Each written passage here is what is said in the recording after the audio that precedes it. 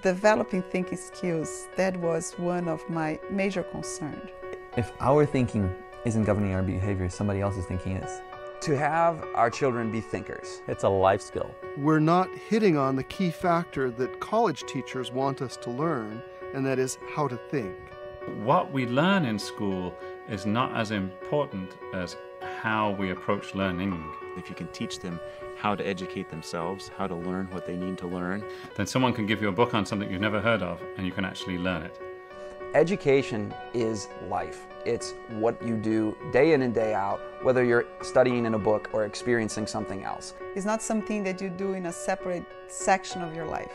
A professional teaching a large group of young people all the same age. It doesn't make sense. We don't live our lives in age segregation. what is someone else's child going to teach your child about how to respond that you can't teach them? In all of the traditional education that I've been involved with, there was never a class for character development. Learning the facts that you learn in school is really not the biggest part of education, in my opinion. If I'm not the major person involved in my child's life, how can I model what Christ looks like? What do you want from your child? Do you want them to be a professional? Do you want them to be a well-rounded? Do you want them to work for the Lord? What are you going to do when they're little to give them that goal, that desire? This child's soul is on the line. This child's character and his livelihood and his future. We're forming a little human being here by our actions or lack thereof. And if we develop a child that can think, and think well, and think clearly, they will be the head, no matter what. And they will be not followers, but they will be leaders, and leaders in the right direction.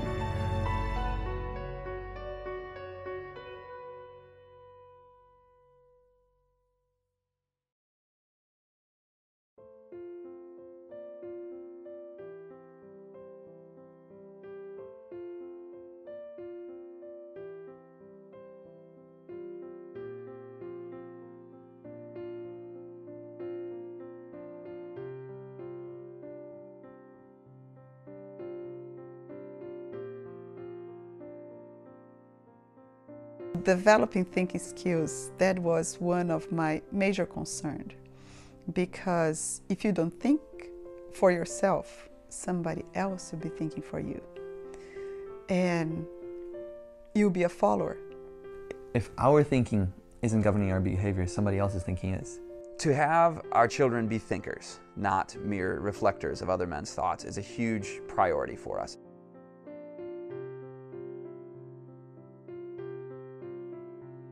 Developing thinking that's exactly what we have to do, because at some point in time children grow up, even though we don't want them to, and then they have to make the decisions that we made. We hope that's our goal in teaching them.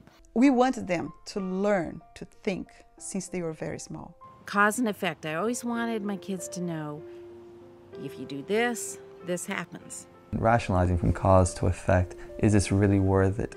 Is it doing me good? Is it doing me harm?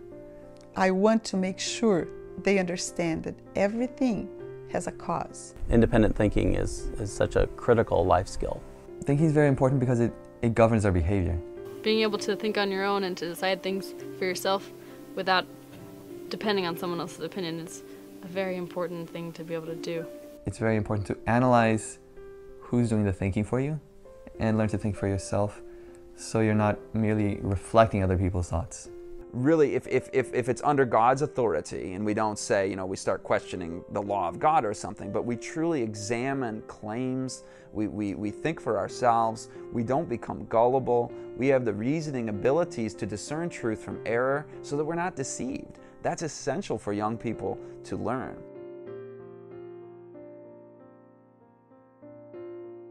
It's a life skill.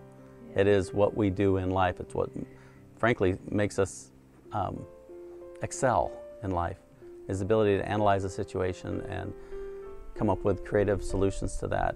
Because it's that spontaneous generation of thinking that God has given us. It's a wonderful thing to think that you can create You know, he gave us that creation ability to think of something, and that's being lost because everybody's like programmed. This is what you learn, and you churn it in and churn it out, you know, and we want people to come up with ideas. Otherwise, you know, as a country, we relished ideas. That's how we grew as a country in America, even though I'm English. But the history of America is based on spontaneous ideas coming forward. So we have to let children think, read books, study things, come up with ideas that someone hasn't told you, here's the answer, just remember it and tell me it tomorrow. It's think of something, and that's tough. I was talking with a college professor once, and they had an interesting perspective on preparation. They told me, as a fellow teacher, teaching junior high school, they told me if the students who come to me knew very little but how to think, I could teach them everything I need them to know in my subject. If you can teach them how to educate themselves, how to learn what they need to learn, then you've prepared them for any learning that they might need at any point in time in their life. And if you look at this traditional curriculum, we have these cycles in mathematics, cycles in language arts, cycles that really add a little bit each year, but there's a tremendous amount of repetition. But in those cycles, we're not hitting on the key factor that college teachers want us to learn, and that is how to think. You have a lecture, you have a test, and then you have a final exam. Now, the purpose of learning in a school setting, maybe not consciously, but effectively becomes passing the test. And you can't have the same degree of learning in that. You can't have the same degree of incorporation. You learn a new concept, you know, you grasp a new truth, and then you have to practice it, you have to own it, and it takes a while. And it's not like, you know, well, you learn this one, you do a test like next week, and then we go for the next thing. And that's not how it works. And it's the same way in life, in school, in every stage. In real life, I mean, outside of the scholastic experience, you don't have a set sequence of rules and steps to take to solve a problem. The real genius of the geniuses, of the people who are successful in life, is that they can find a problem and find a solution. Not an answer, but a way to solve the problem. And I think that this problem-solving method is the greatest asset I've gained from my homeschooling experience. What we learn in school is not as important as how we approach learning. So then later on in life, when you're older, and you had the right background in thinking and education as an idea, then someone can give you a book on something you've never heard of, and you can actually learn it. They really want to know things, not just to be superficial. And I think that will carry in their spiritual life. I know it does. Because if you learn to just skim, let it be reading romance or literature or even studying school, but just the superficial way to do it, you lose the depth of learning and the connection with the Bible and with the holy writings. It's much superficial. And learning at home that you carry everything to other aspects of life helps with the spiritual too. God wants us to be able to follow Him and not the world. And the world always, always, always bombards us with their opinion of things, the way that they think that things should be done. And if we don't have a strong will and a strong independent thought process, then we aren't going to think through why not to go with the flow.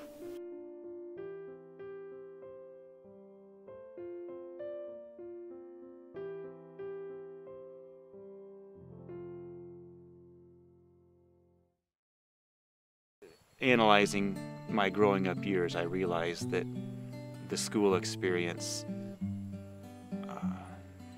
for the most important things in life was really not a positive experience. And when I say most important things in life, I mean character development, learning the facts that you learn in school is really not the biggest part of education, in my opinion. In all of the traditional education that I've been involved with, there was never a class for character development. There's simply not room for that in the traditional arithmetic or science or humanities. It's not an aspect in the domain of traditional learned material, but one that homeschooling can actually focus on. I think that one of my goals for homeschooling was to help Lizzie at an early age determine that she wanted to follow Christ. And whatever I needed to do to help that in her walk or her decision making. And so sometimes I think we did more in that and then we did our schooling. If there were character issues, we spent more time working with that than we did with the lessons that day. I think the biggest part of schooling at home is to build that character. I mean, in school we put academics is the focus, but at home, character is the focus. I feel as Christians, character development is so important because Christ asked us to be like Him. And if I'm not the major person involved in my child's life, how can I model what Christ looks like? In reading, you learn a lot of things about how to form the character of a child. And sort of you have to be there to form the character of the child. And, you know, for a while when she was little, we lived around Lansing area.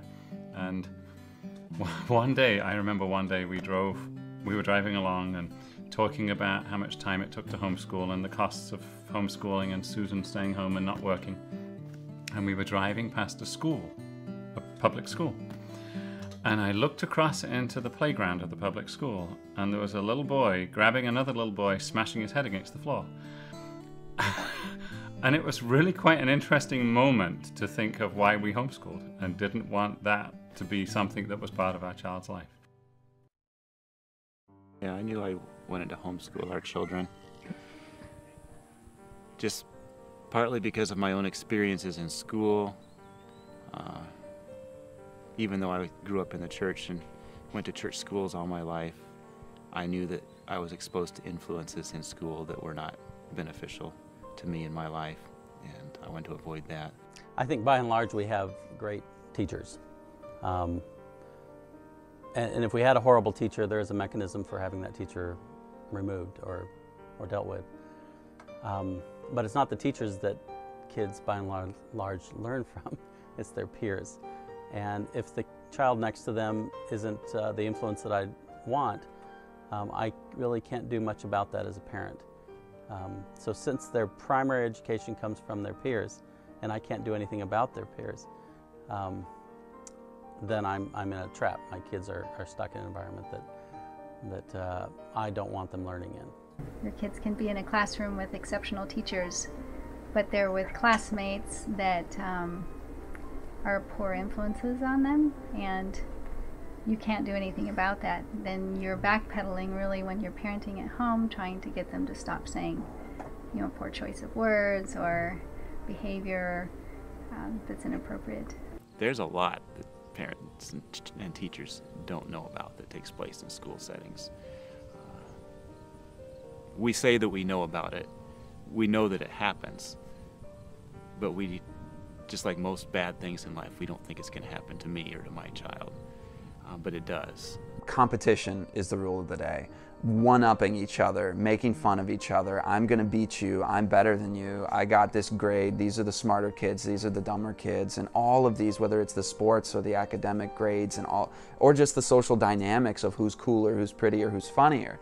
These things tend to take hold, and competitiveness is not a virtue and value of Jesus Christ. This constant peer environment, it suppresses their individuality. It suppresses their creativity sometimes. It suppresses their God-given abilities, because if it's not accepted from the group, then they don't want it to come out. if I don't do what they want me to do, I will be rejected. So the fear of rejection among your peers, it is very strong, but it's learned. When Lizzie was 5, and we put her in kindergarten so that I could work more.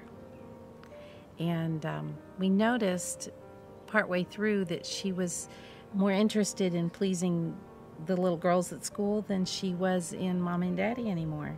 It's affecting their self-image, and it's affecting their value of themselves and where they get their value.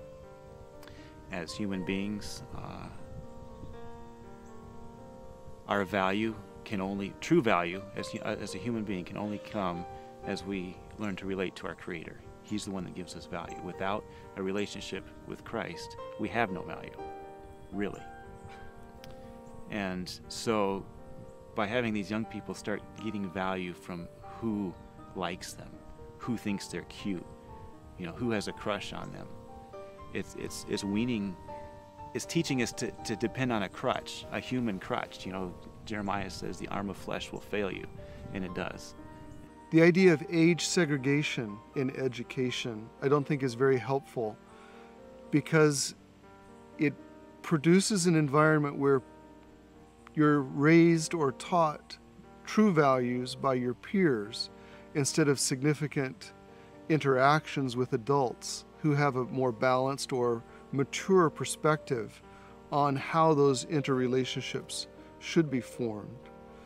What is someone else's child going to teach your child about how to respond that you can't teach them?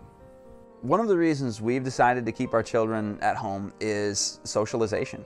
We believe that it's important, that children need to learn how to interact with people of all ages, that they need to especially have that important bond with mom and dad, that secure attachment is needed in order for them to have the confidence to be able to engage socially in a positive way. And so I believe that a lot of the ways the world does it, or education, academic education coming in too early, age segregation, these things actually hinder good socialization. If good socialization is demonstrated by gang behavior and group behavior where people get pulled by one strong member to do lots of bad things, then I say my children are not socialized in that way. Because if you are just interacting with children at your own age, you lose, this capacity, or it's not as well developed as if you are interacting with people of all ages. I see socialization as being able to go and talk to somebody of whatever level in life they are, from a child, a child's age up to an adult. Can you say hello? Can you be polite? Can you interact? Can you play? In a setting where all the children are about the same age, they learn to interact just with children the same age. The fact that kids can talk to kids doesn't necessarily help in life, because where I work, I don't think there's anyone my age.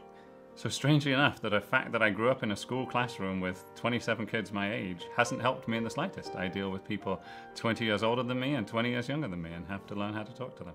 Certainly there are benefits to having all the different age groups together. It's a much richer learning experience. So having, it reinforces in ways that, different age brains think differently, and it's quite interesting, quite exciting to see the ways that they learn. And they can teach each other, that's certainly part of it, but they learn differently. The other thing that I find in learning that is a key for children remembering what you want them to learn is giving them experiences where they're with a mentor, and sometimes it's just an older child and sometimes it's with other grown-ups. But the best learning is having that mentor, basically apprentice your child. And again, you're not going to run into those occasions in the traditional classroom very often where they have that one-on-one experience with mentors. There's a lot of emphasis on, a professional teaching a large group of young people all the same age. We see this in church groups, in traditional education, and I have just really valued the opportunities of having a wide age group interact, predominantly adults. It doesn't make sense. We don't live our lives in age segregation. They're actually benefited more, I believe, by caring adults who are interested in them and interested in their maturing process. If we could actually listen to some of the older generation and learn from them, we'd learn a lot.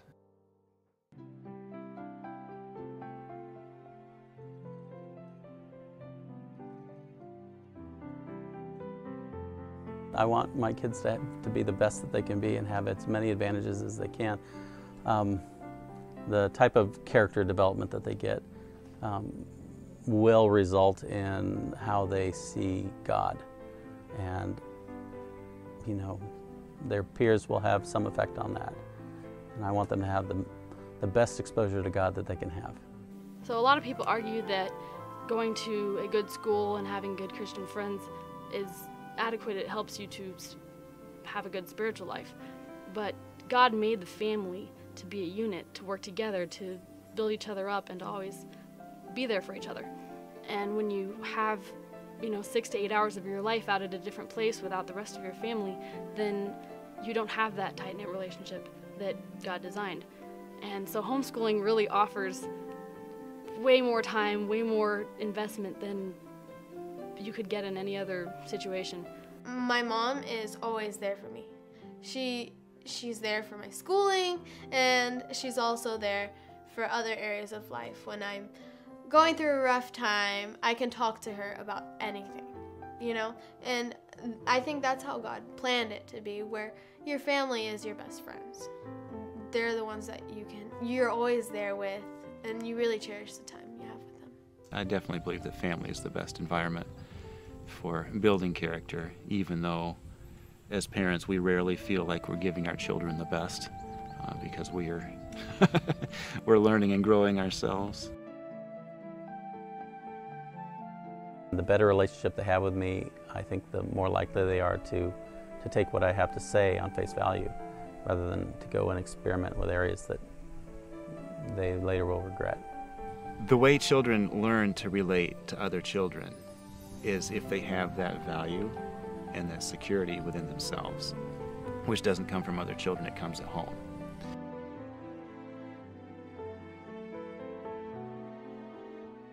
The most important social bond is with the parents.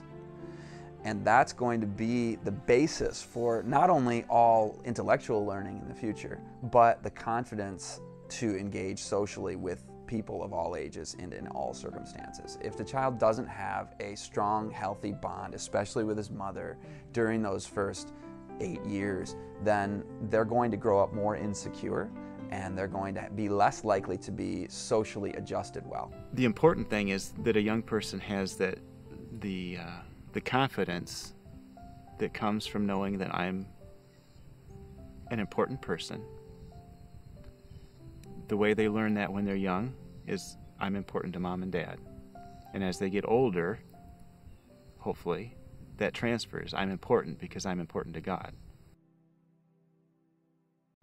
One of the factors of teaching young people to think involves simply doing things in real life instead of sitting back and being a spectator of media.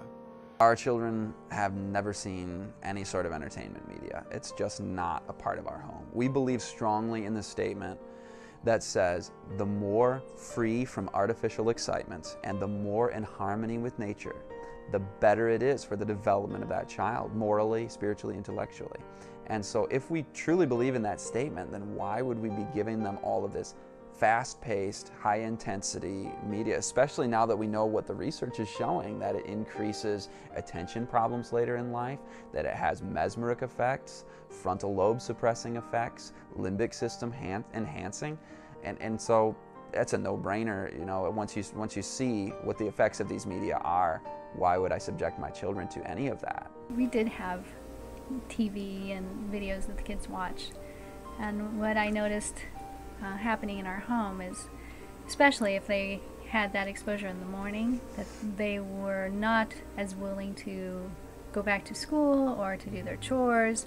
They're also more irritable with each other, because when you sit around and do lazy things where you're just watching, you're thinking about yourself and your comfort and your interest levels and not thinking about the person next to you. So if that goes away, then your first reaction to anything at home is to argue back or be ornery. And I found the days that we didn't have any TV in the house, that the kids were nicer to each other.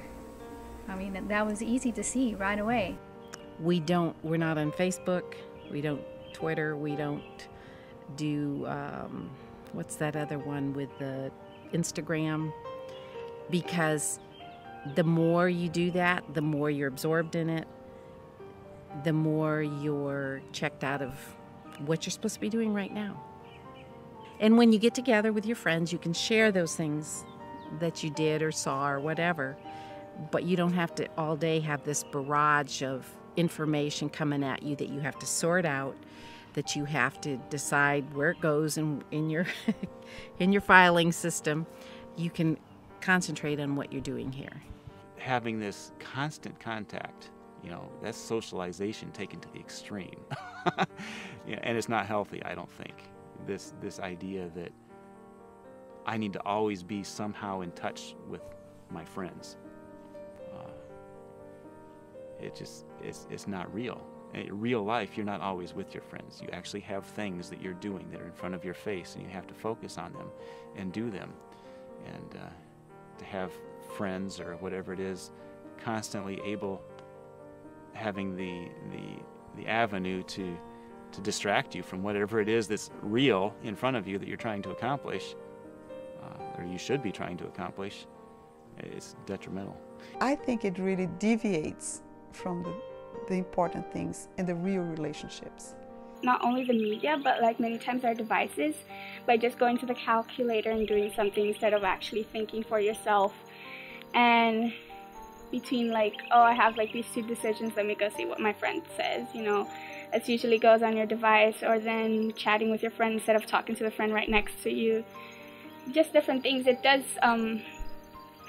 make you think superficially and not go deeply and study the thing for yourself. And also many times you have your device here and your book that you're studying here, and then that many times, oh, somebody sent a message, let me just check. And most of the time you'll be there chatting and your book is open and you're not doing really anything. The argument that we're going to have a great home education curriculum with lots of good educational media. Well, the research has shown zero evidence that any so-called educational media is going to improve learning at all. In fact, there's an interesting study that was just done in Israel where they had people read text from a book, a paper book, and then they had them read that exact same text, a control group, read that exact same text off a screen.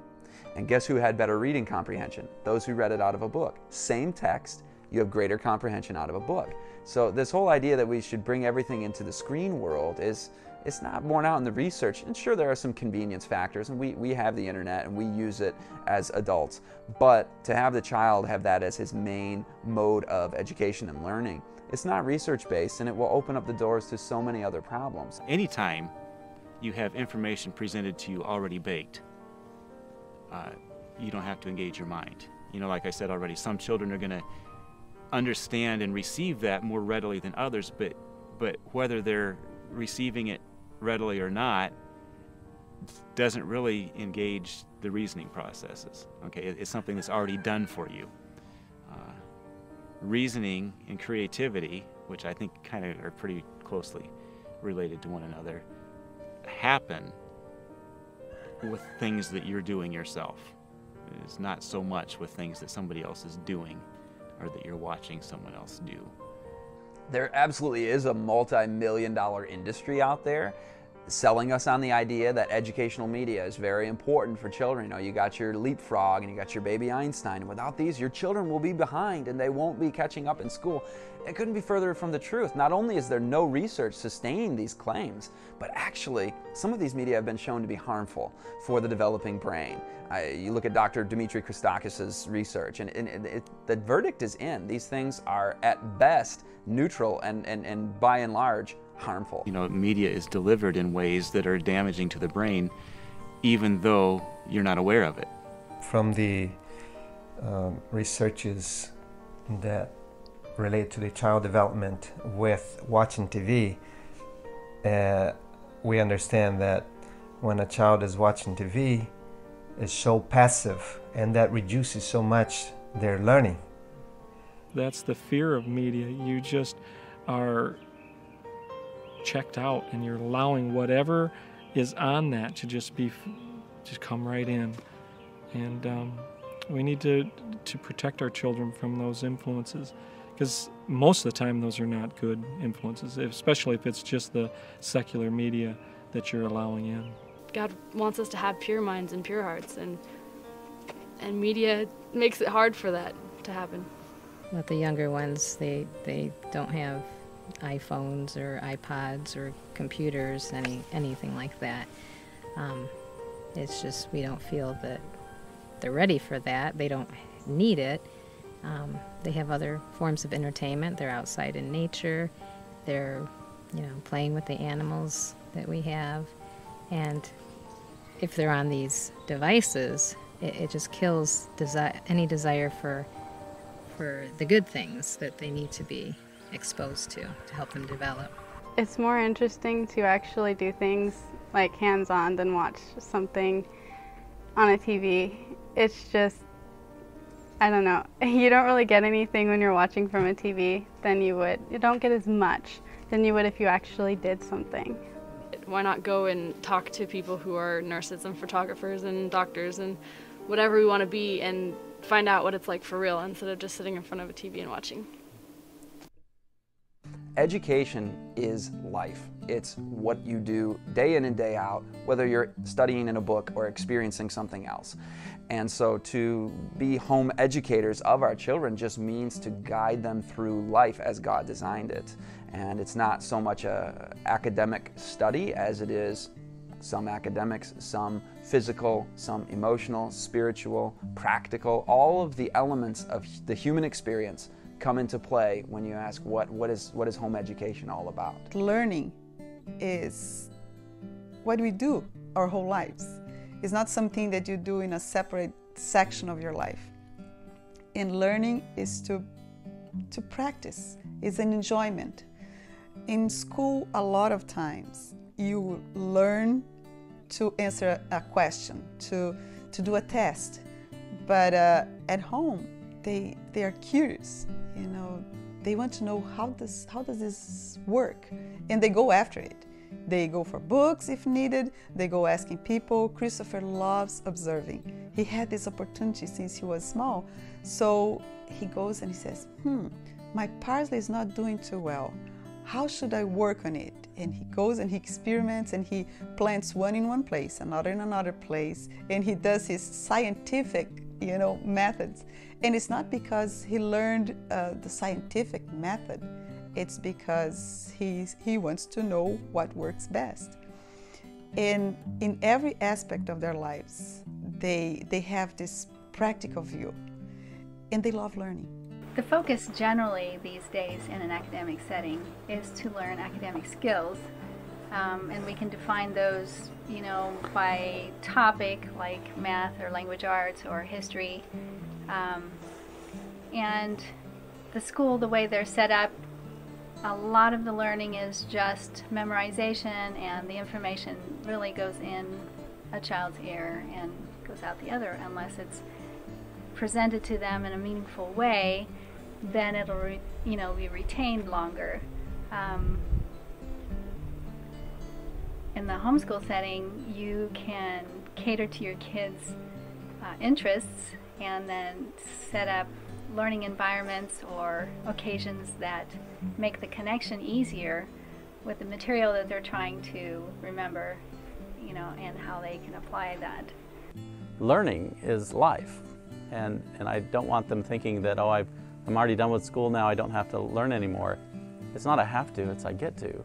And I want lifelong learners. I want the kids thinking about stuff and exploring stuff for the rest of their lives. I think that natural curiosity is something that God has given to us that's supposed to last all of our lifetimes. And I've found that in my own students, many of them, there's just, it's almost as if their curiosity has been killed somehow, and they come to life just with a apathetic approach, no interest in things in this world that God has made, which is there are endless things to explore and learn, and skills and people and cultures and truths about God. And I never want that to diminish in my children. I want them to always be lifelong learners, always be curious to learn what is the next thing God has in store for me. I wanted our kids to love learning for a lifetime. I mean, that is life. And homeschooling made it really fun. There was a point in time when one of our children was struggling in math, and we just felt that the book was putting too much pressure on them, so we actually put the book away for the better part of that year and gave them certain practical projects to do. I do engineering type work, and we have an interest in woodworking, so we gave them some, actually we let them choose the projects, didn't we, what they wanted to build. But they couldn't build it until they had drawn the plans for it and dimensioned them and drawn it all up. And so we did that. And there was actually quite a bit of learning that took place there. You get a good, in the same way that you can learn fractions in the kitchen, you can learn fractions on a tape measure too. And so we learned quite a bit there. And then when we came back to the book, I think the learning was improved. Mm-hmm. Yeah, one thing I noticed was when he was, he struggled with certain fractions in the book, but if we put him in the shop and he had to measure, it was just natural. He could do it because he could apply that. He could see, it was practical to him, and he had no problem with it. School was created just because the home failed. The parents were supposed to be the teachers, and they would apprenticeship at home to life. That's the original idea.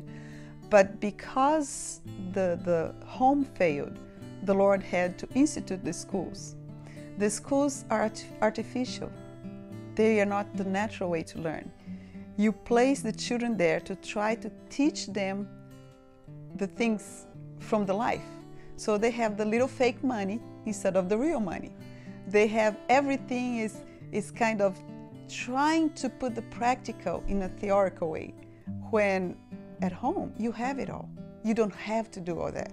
You don't have to teach them how to measure or and supposedly give them theoretical problems, for them to try to solve, because in the day-to-day life, the problems are there. You just bring it up. So I heard parents saying, I'm the teacher, the husband is the principal, and the children are the students. That's trying to bring the home there. Or the children have to sit down and we have a school room that is separate. I don't have anything against it, but the whole house, the whole yard, the whole world is our school room. So we are trying to do the opposite. The school is trying to imitate life or to teach life in a little room. We don't have to do that. We have the world. We do have that sort of struggle. We think, what do we need to teach them academically so that they can be prepared well according to, quote, the normal standards? So we do want to do that too. But that, for me, is such a smaller part of the education. There's so much more than learning math and spelling and reading. There's so much more to life. There's so much more quality that we're trying to get our kids exposed to. Really, it's more life education. Obviously the academic is an important part of it, but there's so many other things that are important in life than that, and not to downplay that at all, because that is obviously very important. But there are, like we already talked about a little bit, character is huge, and that's more important than academics. Learning the facts that you learn in school is really not the biggest part of education, in my opinion. Most of the knowledge that you learn, at least through the primary grades, through the first 8 grades and even through high school, the vast amount of that knowledge it becomes kind of a pool of thought, I think, maybe, but you lose a large percentage of it. if we can teach our children how to learn versus teaching them just this set of concepts and set of facts, then they're prepared. For Bethany, we do math and things like that, but we'll go into the kitchen for math also, and not, always stick to the books, and she'll make a meal. When we do cooking, and I did this with the boys, and we're doing this now with our daughter, she gets the measuring cups out, and she's doing her math, and she's also making lunch.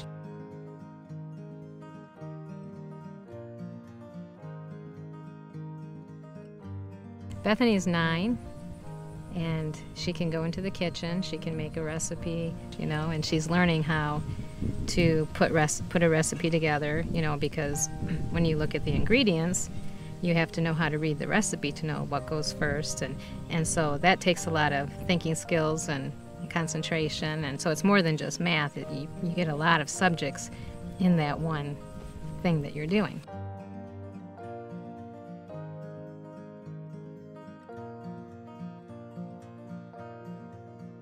So here she's not gotten to fractions yet in her book work, but in the kitchen she's learned fractions, and she can do them very well. She knows, that a quarter cup is half a cup, and she knows that if you double it and it's a third cup, now you got to have 2/3 cup. And she's done quite well with fractions. And it's practical. It makes sense to her because there's something concrete that she understands how these concepts apply. Following a recipe and learning how not just to read the ingredients, but learning when to put what in, and just learning different. Following directions and learning to concentrate. I can ask her to make lunch, and she can make a whole meal, and she enjoys it. She can put it on the table.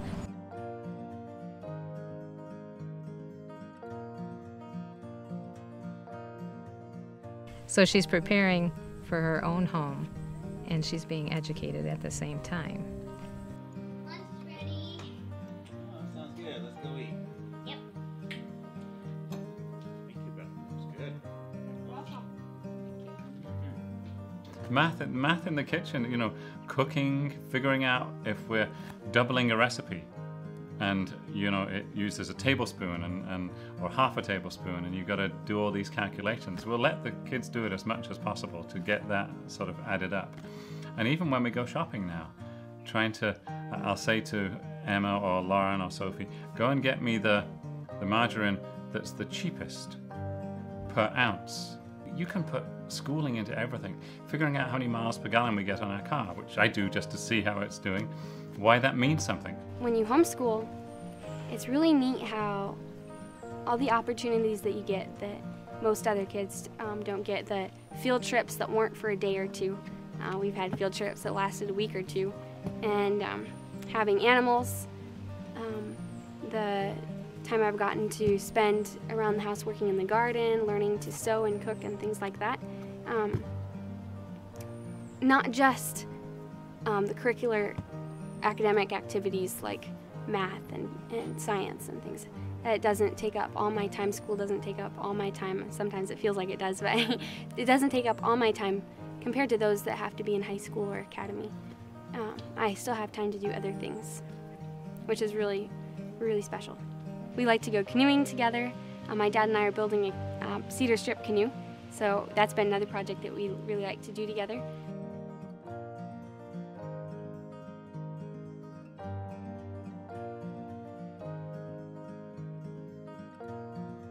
She goes down to the shop sometimes, and Brad's teaching her how to sand and how to build things.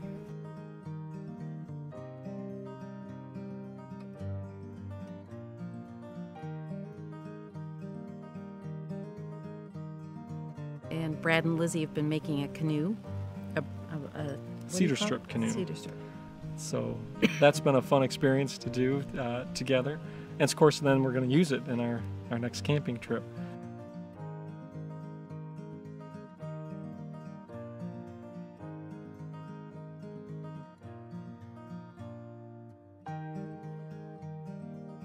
When Lizzie was smaller, Becky went through a lot of cooking, just cooking with Lizzie, showing how those things are done, house cleaning and that kind of stuff. Those are all just practical skills that we all need. And that's just a great opportunity to teach and learn those things in home, so that, you know, when you have a home of your own, or when something happens, like Becky said, when she had to be gone, Lizzie could take over those things and really work quite efficiently at getting those things done. I wanted my kids to be able to learn to do a lot of things that I had never learned how to do. You know, just normal everyday tasks. When we got married, I mean, I had no clue how to cook. And my mom was a really good cook, and but I just had never learned that. And so just everyday basic things that you're going to use in life just as much as your academics. And having them at home allows that time to be able to learn all those other things. And we very intentionally try to incorporate all of that into our school. These other things are beneficial to learning because they develop thinking skills, creativity in ways that you may not get in an artificial school environment. When you learn in the real life, like when you take apart, Isaac took apart the four-wheeler, all the parts, and after he didn't know where he put the screws, the bolts, and then we had a hard time, but he learned that we have to be careful what we take it off, we have to put back. That is a real life, and that makes you learn much more than just sit down. When we recently worked on the springs and axles of our trailer, the boys were right there with me every step of the way, and you learn critical thinking. You learn about how things can go back together, how it should have been in the first place. All of that experiential learning is very valuable for the thinking process. And you don't get that without actually doing things as a family or around the home. One of the things that I find in my teaching experience is that teaching in the moment is really, really important. When they're asking questions, I'll sometimes just divert off the topic to help them in that moment, to get that aha moment for right then. And I've found that homeschooling gives you tons of those opportunities, because the child is maybe working with you in the garden and they have a question about something. And it's like, perfect. Now I can either relate it to gardening and what we're doing, or I can answer it right there in the moment, where maybe they have a burning question about something that's completely off the topic of even what we're doing with them at homeschooling. And we'll get diverted off and be able to talk about that. So I think that in the moment learning is a huge thing for the child to be able to learn what they're trying to learn. And rather than having the question and then just going off and saying, well, I really didn't get it answered, and then they don't think about that question for a long time. We do a lot of just living life together. We do dishes, we work in the garden, we play, we run around outside, and we're learning constantly. We're learning character qualities like perseverance, diligence, orderliness, helpfulness. We're learning, science when we're outside in the garden examining bugs and, digging holes. We're learning, language as we just talk, and our firstborn Levi is a big talker, so we talk all day long, and we learn together as we just live life. But even beyond that, like chores, how well do they do their job? If they're supposed to sweep, did they sweep well? And if they didn't, say, okay, do it again. And do it again until it's right. Because that's part of that character development. It's not necessarily academics, but it's part of that training, going into the room and seeing how bad it is, and how much help do they need to sort of spur them on to keep it clean, and why would you bother keeping it clean? What's the benefit, and how much nicer it is when it's clean. So all those different parts of quote, education and learning as part of our daily life. In day-to-day life, that's when kids are going to pick up the faith. It's not just by taking them to church, right? If we look to the school or to the church to take the lead in spiritual training, it's not going to happen. That's what the research has shown. But if you're living life with Jesus yourself, the most important thing in raising spiritually strong young adults is being a spiritually strong adult, is walking with the Lord, being completely dependent on Him, moment by moment, day by day. We've got to seek the Lord in our own lives and demonstrate that. In being spiritually strong yourself, you can model that to your children. You know, when something goes wrong in your life, you can show them, okay, this is what I'm dealing with. We're taking this to the Lord, and hopefully they can learn from you, from mentorship. Our parents modeling spiritual character attributes is a major contribution to this. I believe it's our example. If we are walking close to the Lord, the children are going to learn that that's the best way.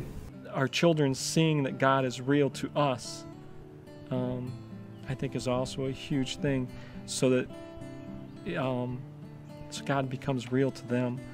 Seeing when we might be in need, and on our knees asking for the Lord for help, and then seeing how the Lord provides is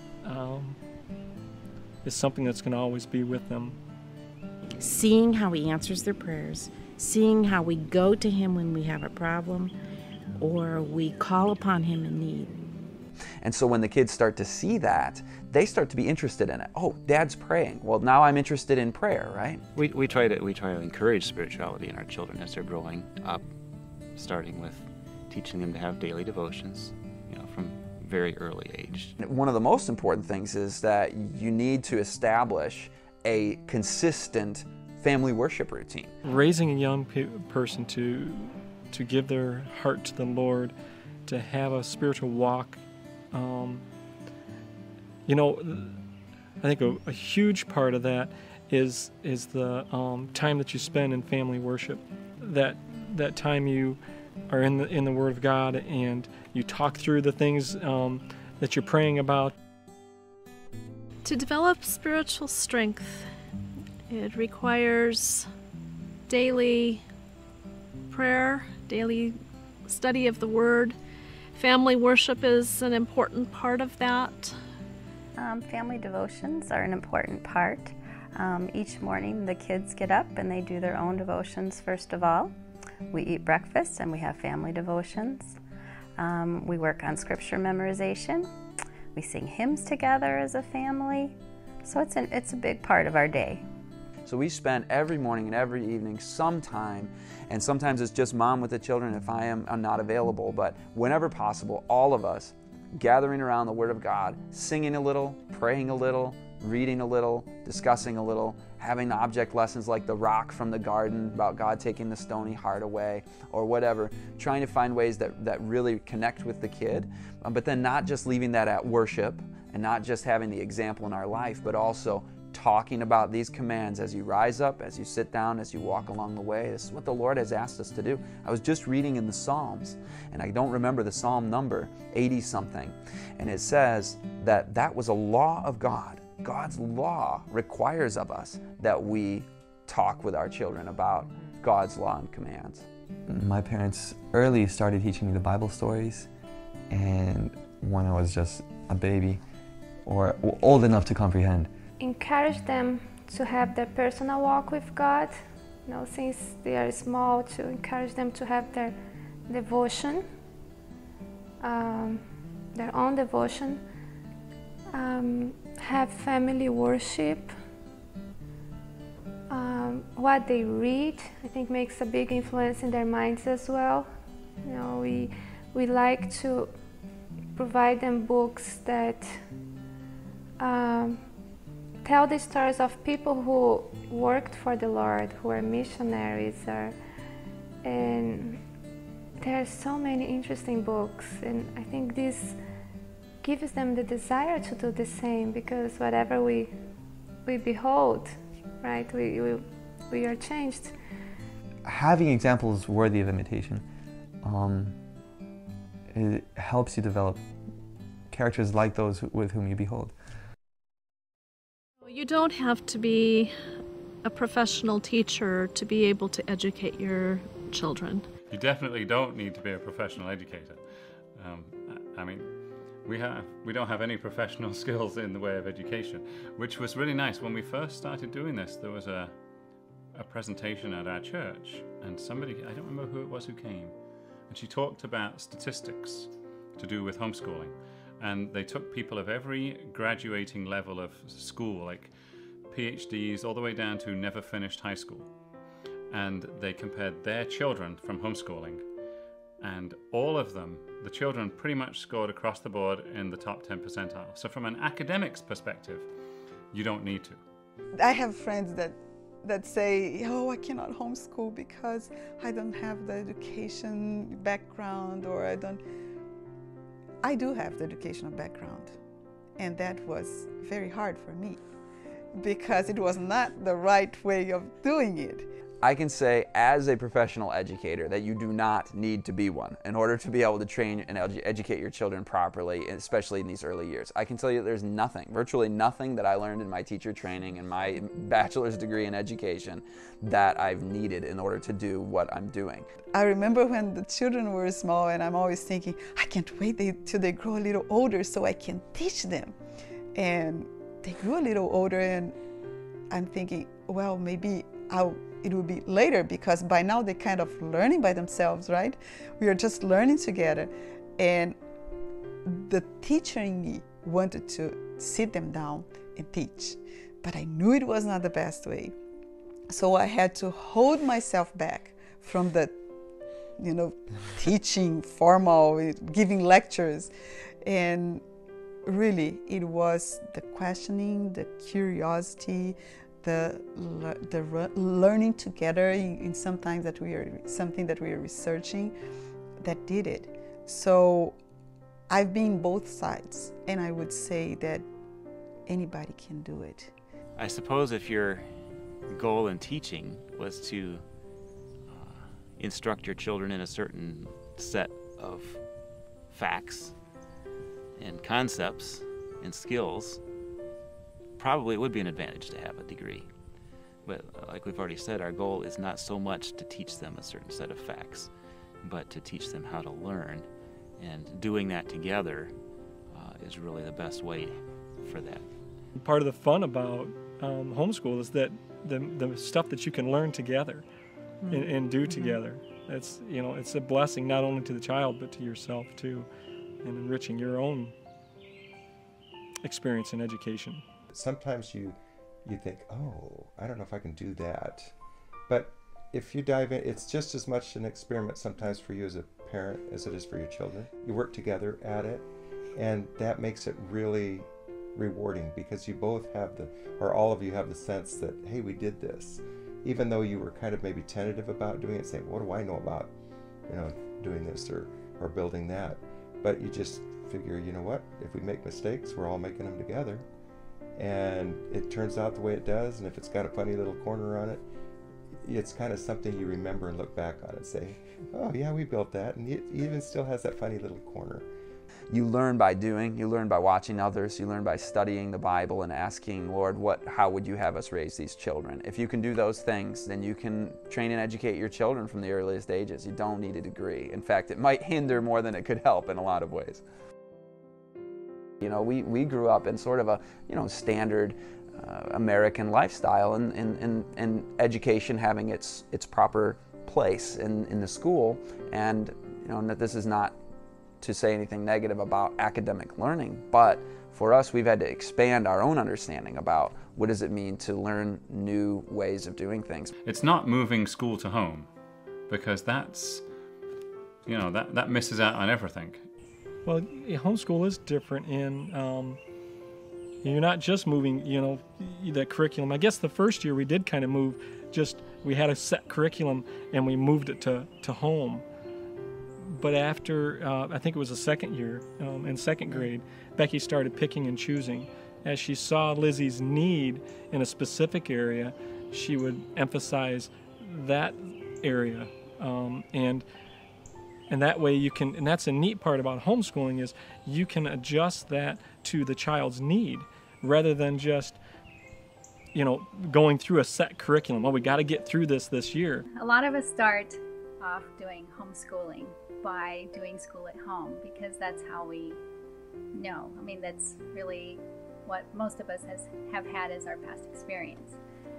What you find out soon enough is you can cover that material so quickly, and you see, well, I saw how it affected my kids. You know, it was a shallow experience, and so I loved putting curriculum together and putting material together where it made school exciting for the kids. I think that homeschooling was incredibly advantageous for lots of reasons, but particularly because my sisters and I are all very different learners, and my mom was able to cater to that through homeschooling. Like, I was very visual, I got to read everything, anything she put in front of me I was like, okay, I'm done.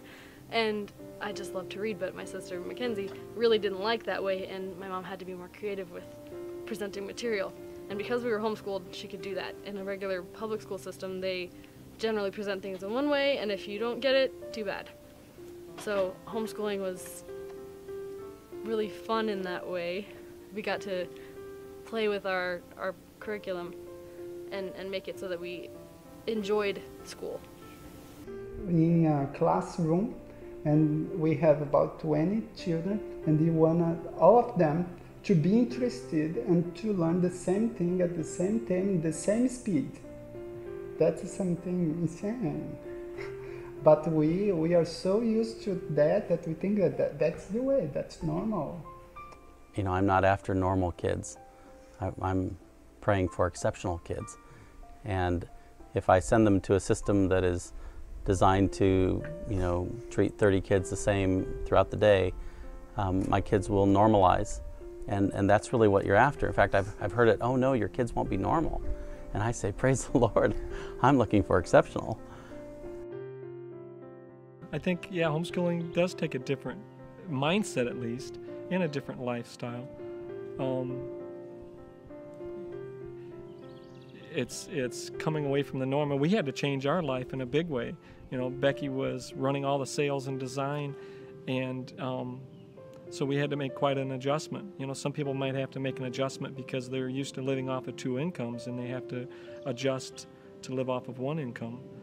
But you can make those adjustments. You know, it's, you know, I thought there's no way I could do everything in the shop and do all the sales and design, meet with the customers, oversee the production and everything. But the Lord provides. If you truly believe that this is what He's asking you to do, He's gonna show you how to accomplish that and the changes that you need to make. But the changes are good. You know, what a blessing it has been to have Becky more focused on Lizzie and her upbringing and her education, and to have her home with her. That's made our home just a wonderful place to be. It seems, you know, everything in life that is advantages not always look that way at first. It may appear at first as a sacrifice, but at the end will show itself not to be a sacrifice, but the opposite, you know, enhances life. For those moms who are used to working, it is an adjustment. It took me a year to disengage myself from the work. I loved what I did, and it was fulfilling. And coming and teaching your child who you have to keep on focus or whatever, it was like, you know, but I'm so successful at what I do. But I knew that the Lord wanted me to do that, so I stuck with it. After that first year, it got much easier. To break free from that and say, we're going to do something radically different. It means actually parenting, educating, training, doing life with this child, and that's our job. That's our full-time gig. That is a radically different way of viewing things, because now all of a sudden, all the things I want to do and all the things I would rather do, those take a back seat because this child's soul is on the line. This child's character and his livelihood and his future. We're forming a little human being here by our actions or lack thereof, letting the media do it or the schools do it. And so to say, I'm really going to go all out on this, we're going to truly educate our children, that is a whole change in lifestyle. It's a commitment. I think that the biggest factor when parents decide to homeschool is how much they really want to do it. You know, their reasons for committing to doing that, as to how effective it ends up being. I believe we have to love them. That's the thing that you need the most, because you have to be patient, you have to be kind and constant, day after day, day after day. Usually we pay professional to be patient with our children and teach basic things of life that we are not patient enough to teach them. That's another blessing of homeschool. It brings us closer to God, because we don't want to be a failure, and we don't want our kids to be a failure. And yeah, I agree with love. You know, love, it was the base of creation, it was the base of redemption, and it's the base of true education as well. The book Education says that. Sometimes I felt, you know, it is difficult with little children, and I have the joy, but you know, there is the housework that you have to do and all the things, and sometimes you want some time to yourself. And I would see the school bus passing right in front of my house, and I'm thinking, all the other mothers are at home just sipping tea or juice, and I'm here, you know, I don't have a little bit of time. But then I thought, well, these children will come back home, and when they come, the mothers will have to undo lots of what they have learned in school. So I thought, well, it's just a brief moment that you have those feelings, and then you come to reality and say, no, I have the best. My favorite part about homeschooling, there are many. My favorite part of homeschooling is definitely the flexibility. And my favorite part about homeschooling is the flexibility. I love the flexibility it gives. Flexibility is one word that really has a lot to do with homeschooling. Homeschooling gives you a lot more flexibility. Not only in activities, but in the curriculum. The ability to make my own schedule for school, the ability to travel while doing school, the ability to meet people and say, you know, I'm doing all of these things because I can be homeschooled, and so it's flexible. We can go places during school months where we couldn't go if they were in school. Yeah, it's being able to customize the learning experience. I job shadowed in a hospital, or at least a couple of local hospitals. Because I was homeschooled, I could take time out and just go follow a nurse, and it was school. You get to pursue things that you couldn't pursue otherwise. We can customize it just for them, and they can end up going down a path that they particularly enjoy. I really enjoy being able to pick my own, pick topics that I enjoy studying and study those, spend time on the things I really enjoy. Not just school on a transcript, but it was school, good learning experiences. It helped prepare me for life, it helped prepare me for my job, and I could do that because I didn't have to go to a setting where I was in class and doing exactly what the teacher told me. I was doing what helped prepare me for life. I think my favorite thing about homeschooling is probably that I can do my school outside some of the year, and I can kind of do my own order of stuff that I want to do. Seeing the kids struggle with something, but then working together with them, and then finding something that clicks and then makes that learning experience work, and then they're like, wow, you know, I learned it, or I figured it out. I think it has to be the process by which I've learned to learn, which is the inquisitive, the empirical, the trying to find out on your own. My favorite part about homeschooling is I get to be home with my mom. The one-on-one interaction that I have with my mom, which she's my teacher, and I don't have 20 other students trying to get her time too. No, it's whenever I need her, she's right there for me. I really like being able to be home with my mom. The thing that I like about homeschooling, we've really kind of hit on it already, is the fact that you're together as a family. And you know, some people may think, I don't want to be together with as a family that much. But we've enjoyed it. I mean, it's not been without its trials and difficulties, but everything we do pretty much is together. To that special time that we can spend together. Our morning worship, you know, I'm a little bit flexible in my schedule, so I can come and have worship with them in the morning, have breakfast with them in the morning. And, you know, when you're having to run always and get to someplace on time, that cuts out a lot of that time, special time that you can spend as a family together. I appreciate that. I think the favorite part of homeschooling that I've enjoyed is being a part of their lives as they go through the educational process. I've always enjoyed learning, I've always enjoyed teaching, and it's a joy when you can put that together with your own children. I have really enjoyed all the things we've gotten to do, you know, all the activities we've gotten to do, places we've gotten to go, and be together as a family. The activities even that we do here at home, it's been fun and engaging. Because if she wasn't here, if she was in school, I would be working, and Brad would be working to try to keep her there in school. And this way we have a more natural life, a more calm, yeah. My favorite part about homeschooling is just being able to be home with the girls and spending time with each other, bonding with each other. Sometimes they do go one day a week to a co-op, and I find on those days when they're gone, I think, where are my little friends? So we're a very close family, and we enjoy spending time together. To be able to stay at home with my children and have them there and watch them to grow and develop.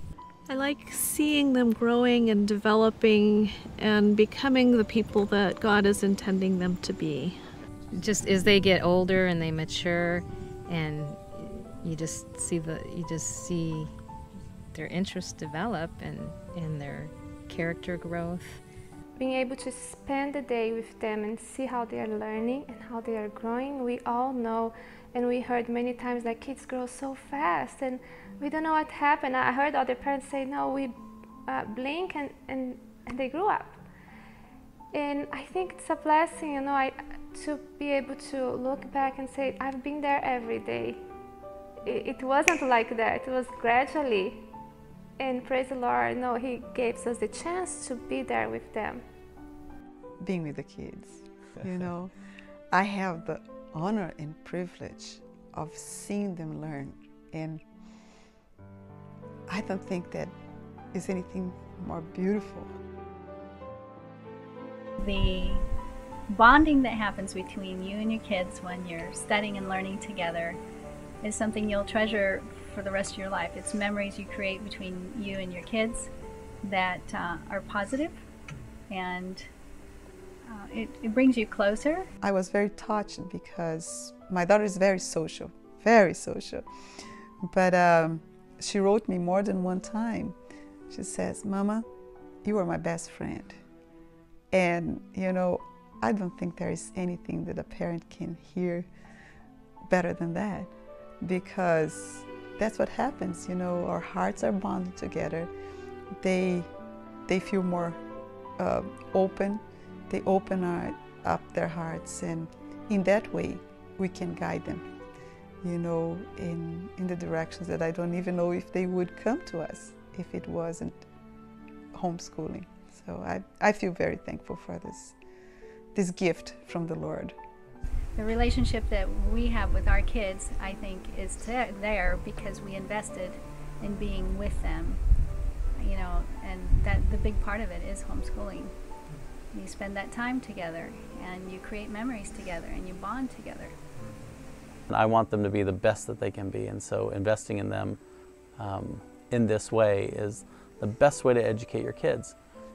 And you know, whether you have the education to do it, you just have to want to do it. Today, you have all the resources you could possibly need to homeschool your kids. Plus, I think God blesses that effort. It's so important to have a Christ-like character, and you have the opportunity to model that for your kids 24/7 when you're with them. And it's a powerful influence. It really is. I'm just really grateful that I had the opportunity to homeschool our kids and that God has blessed it more than I could imagine, and that the kids are very thankful too that they were brought up that way and had the opportunities that they had because we made that decision. There's really no one who understands my children better than us. We've been with them all of their lives, and we understand their peculiar characteristics. The best teacher for the child is their own parent, because they know the child better than a teacher who's only with them so many hours a day. And the parent knows the weaknesses and the strengths of the child. The parent is really the best teacher. And there's a number of reasons the parent's the best teacher. They know their children the best. They have the most care for the child. I mean, there's really good teachers who really care for children, and praise the Lord for those. But the parent, nobody has the same interest in a child that the parent does, if it's a normal, loving family setting. You know, nobody loves your child like you do. Nobody understands them and is around them as much as you are. How could anybody do a better job than you can do for them? If a mom were to come to me and communicate that she felt insecure about being a homeschool mom, that she couldn't do it, that she just didn't have what it took, I would say join the club. Neither do I.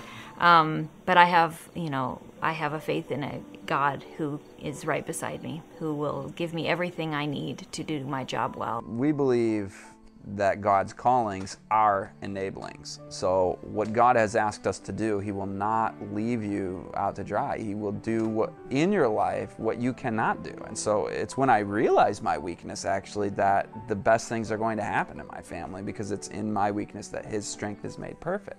You may not know everything to start with, but the teachers who are teaching your kids in the classroom also don't know everything either. You know, it's a process, and it may be challenging, but very worth it. To be able to stay at home with my children and have them there and watch them to grow and develop is worth giving up all the temporal things that we can't have. And there's, we're blessed. We feel like we have what we need. We don't always have what we want, but it's worth it. And I know I'll never regret it. I'll always be thankful and grateful that I could homeschool. It's worth persevering, worth putting your everything into it when the going seems really hard, and to keep going, and it's worth it in the end. What I would say to a mom that feels insecure, not good enough, none of us are. I felt insecure. I felt that we all feel that. So don't let that stop you. Just pray, look, around, and just relax with your child. If any mom, no matter what her degree of education, no matter where she's coming from, if she depends completely on God and asks daily for His help, then she'll get it. He's ready to offer that to her. I'll tell the mothers to claim God's promise, use the Bible, and say, no, tell them, Lord, in Thy hands I commend my spirit. And what Isaac mentioned before, that's my favorite about Mary, the mother of Jesus. She was considered ignorant in the world's eyes. She wasn't educated, she wasn't experienced, and she was good enough to teach the Son of God.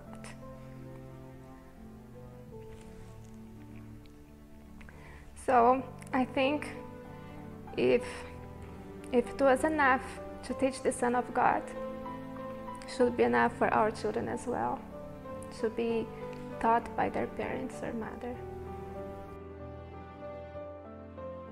the question that an earnest parent is going to ask is, what's the most important thing for a child to learn, a young person to learn? And as Christians, we believe that the most important thing we can learn is to know Christ and to develop character that's in harmony with Christ and the principles of God's Word.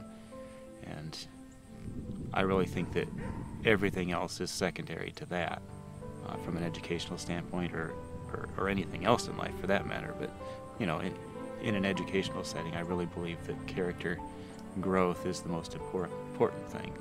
As far as education goes, what do you as a parent want them, or what's your idea of what education is? What's the outcome do you want? What kind of an outcome? And I've always, through the years, I heard this statement, probably a long time ago, but it's kind of always stuck. When you have an outcome, you want an outcome, what are you doing to get there? So you always look at the end view in mind. What kind of an end view do you want? Start working on it back here when they're little. Because those character traits that need to be changed, those ideas that need to be modified or whatever, they need to start when they're young. And then when you get to the end, you'll have what you desired as an outcome.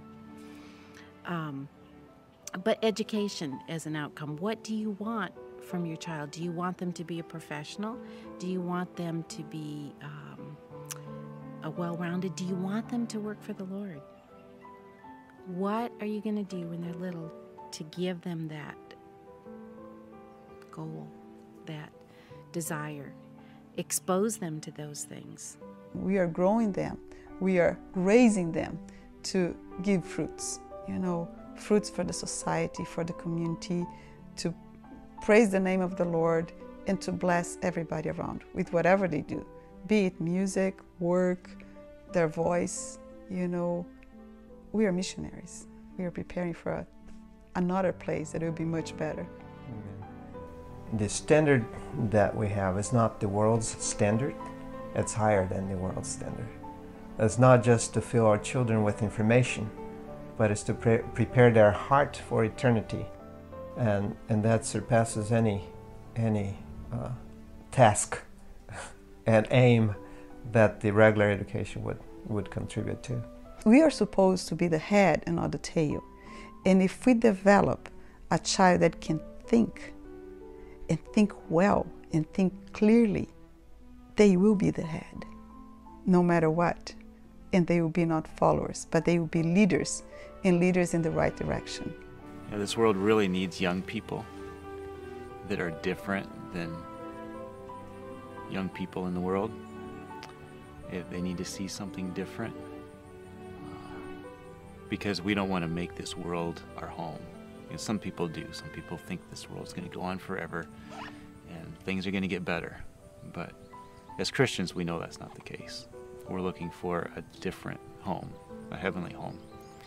But between here and there are some tremendous things that need to happen in this world.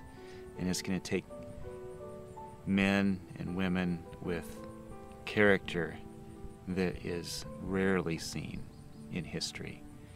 And it's going to take a concentration of people, young people, that I don't think has ever been on this world since sin entered this world. I think that's what it's going to take to finish the job that God has given us to do, to take this gospel to the whole world. Going to the parable that Jesus gave us of the talents. We tend to think of talents as abilities, and they are. But talent was money, it was currency in Bible times. That's what Jesus was talking about. It's things that you have that are of value. And if you have a child, you've got 10 talents. So what are you going to do with it? I think we need to ask ourselves that question.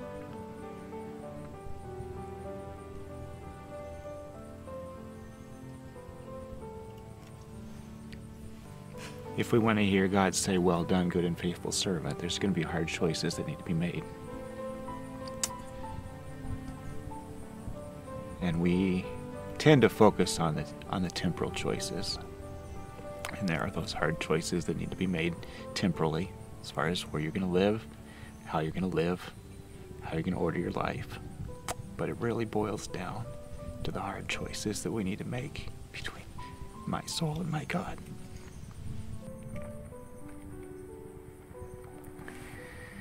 And if we're willing to make those choices day by day and give ourselves to God, then we can hear that well done, because our children will be spiritually strong children. They'll be that army of young people that can finish the work on this world and usher in the new world